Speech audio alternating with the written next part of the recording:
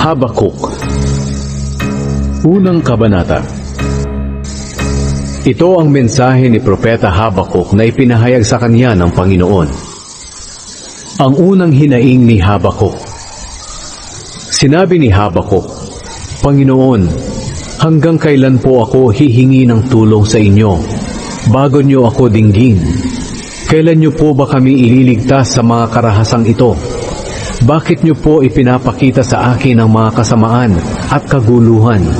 Kahit saan ay nakikita ko ang pagpapatayan, karahasan, hidwaan at pagtatalo.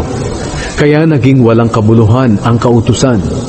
At wala ring katarungan dahil ang mga taong may kasalanan ang siyang nananalo sa korte. At hindi ang mga taong walang kasalanan. Kaya nababaluktot ang katarungan. Ang sagot ng Diyos kay Habakuk.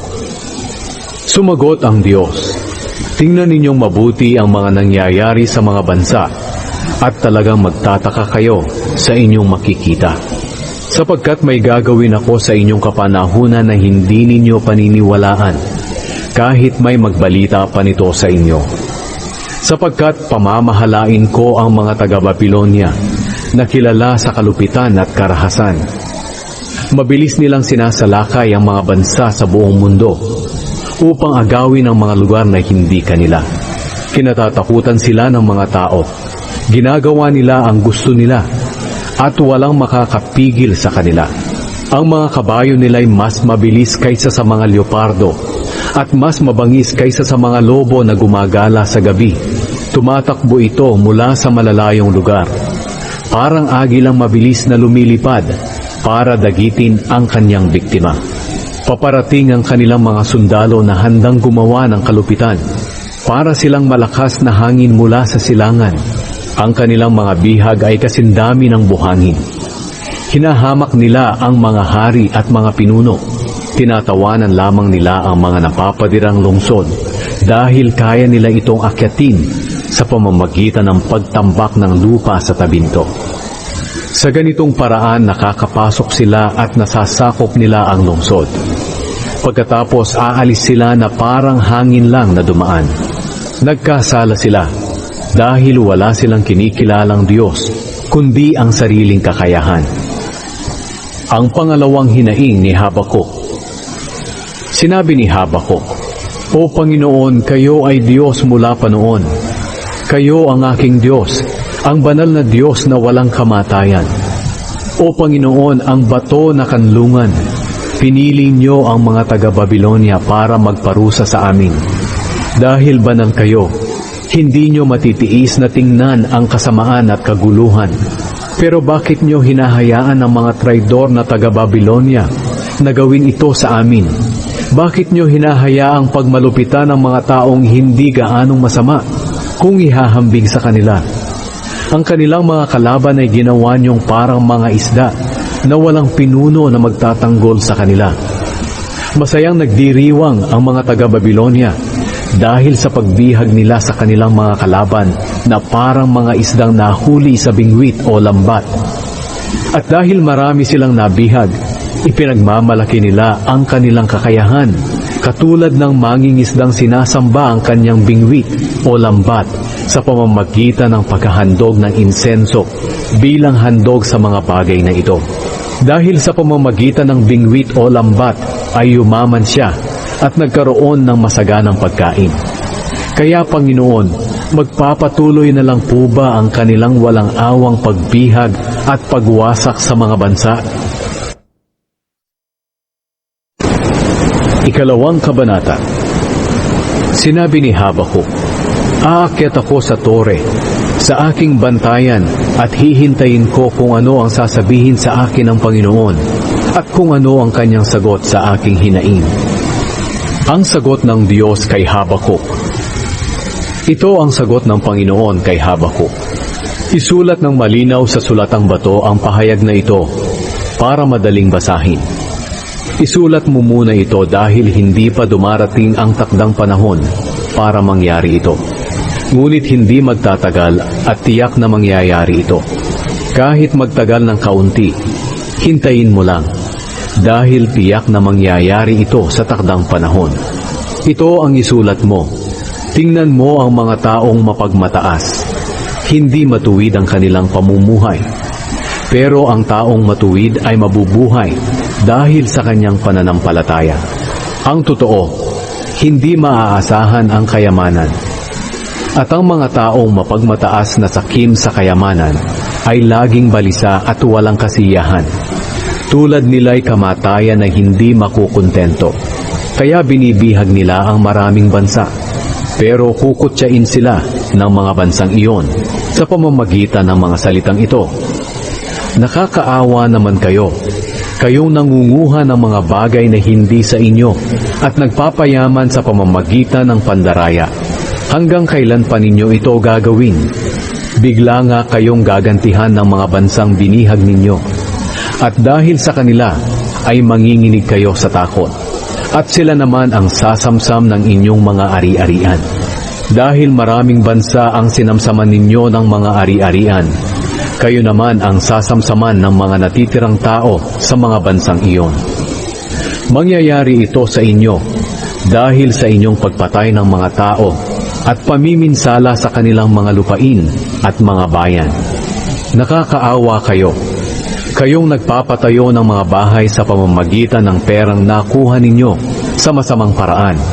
Pinatitibay ninyo ang inyong mga bahay upang makaligtas kayo kapag dumating ang kapahamakan. Dahil sa pagpatay ninyo ng maraming tao, kayo rin ay papatayin at wawasakin ang inyong mga bahay. Ang mga bato ng pader at ang mga biga ng bahay ay parang tao na hihingi ng tulong dahil mawawasak na ang buong bahay. Nakakaawa kayo, kayong nagpapatayo ng lungsod sa pamamagitan ng kalupitan. Handa kayong pumatay, maitayo lamang ito. Pero ang mga ipinatayo ninyo sa mga tao na binihag ninyo ay susunugin lang. Kaya mawawalan ng kabuluhan ang inyong pinagpaguran. Itinakda na iyan ng Panginoong makapangyarihan. Sapagkat kung paanong ang karagatan ay puno ng tubig, ang lahat ng tao sa mundo ay mapupuno rin ng kaalaman tungkol sa kadakilaan ng Panginoon. Nakakaawa kayo. Sa inyong puot ay pinahiya ninyo ang inyong mga karatig bansa. Parang nilalasing ninyo sila upang makita ninyo silang hubot-hubad. Ngayon, kayo naman ang ilalagay sa kahihiyan, sa halip na parangalan, dahil parurusahan kayo ng Panginoon. Kayo naman ang paiinumin niya sa tasa ng kanyang galit. At kapag lasing na kayo, makikita ang inyong kahubaran at malalagay kayo sa kahihiyan. Pinutol ninyo ang mga puno sa Lebanon, at dahil dito namatay ang mga hayop doon. Kaya ngayon kayo naman ang pipinsalain at manginginig sa takot. Mangyayari ito sa inyo dahil sa pagpatay ninyo ng mga tao at pagpinsala sa kanilang mga lupain at mga bayan. Ano ang kabuluhan ng mga Diyos-Diyosan? Gawa lang naman ang mga ito ng tao, mula sa kahoy o metal, at hindi makapagsasabi ng katotohanan. At bakit nagtitiwala sa mga Diyos-Diyosang ito ang mga taong gumawa sa kanila? Ni hindi nga makapagsalita ang mga ito. Nakakaawa kayong nagsasabi sa ribultong kahoy o bato, "Gumising ka at tulungan kami." Ni hindi nga iyan makapagtuturo sa inyo. At kahit pabalot iyan ng ginto at pilak, wala namang buhay.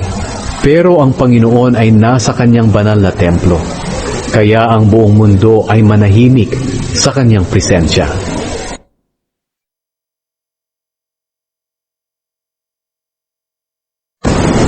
Ang panalangin ni Habakuk.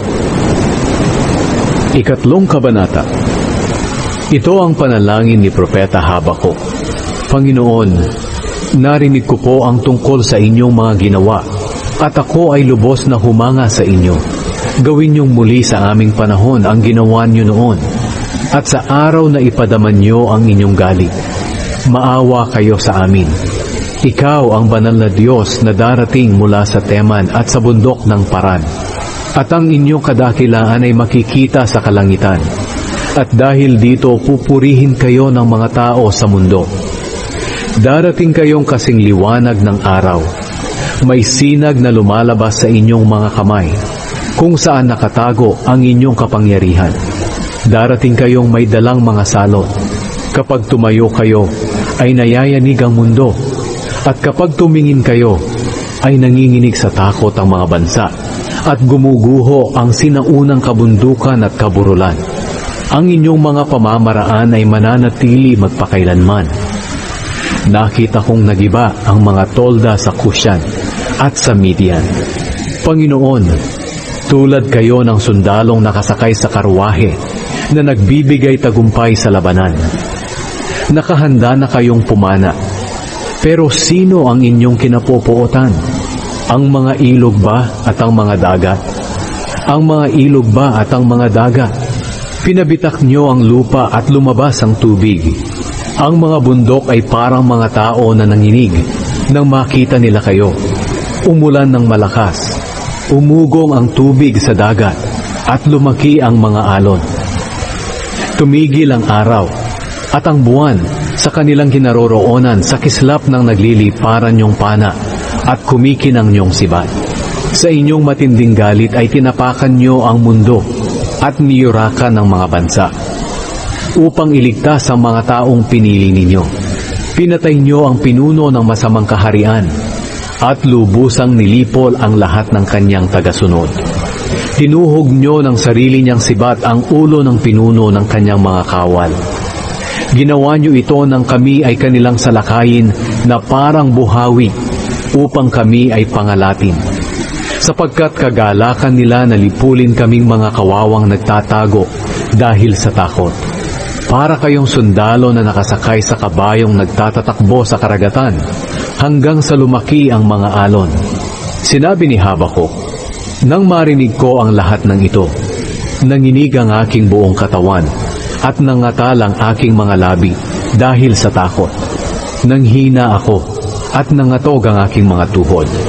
At dahil sa ipinahayag na ito ng Panginoon, matyaga akong hihintayin ang takdang panahon ng pagpaparusa niya sa mga sumalakay sa amin.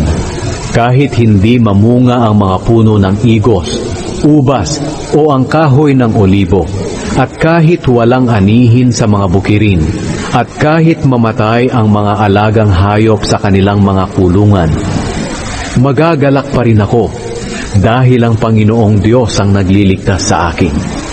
Siya ang nagbibigay sa akin ng kalakasan. Pinalalakas niya ang aking mga paa na tulad ng mga paa ng usa upang makaakyat ako sa matataas na lugar. Mga minamahal kong mananampalataya, kabutihan at biyaya ng Panginoon ang sumainyo, gabay at patnubay ng may kapal, ay tumahan sa inyong buhay, maging huwaran at tularan, nawa kayo sa pakikinig sa banal na aklat.